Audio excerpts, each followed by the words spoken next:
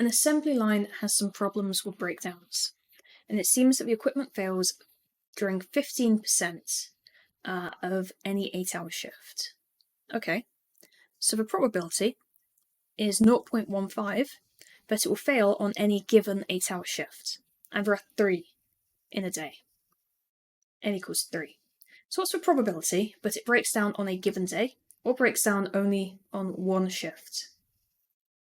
So we're going to say that this is a binomial distribution, because we have 2 outcomes, and we have a series of trials with those same outcomes and the same probability.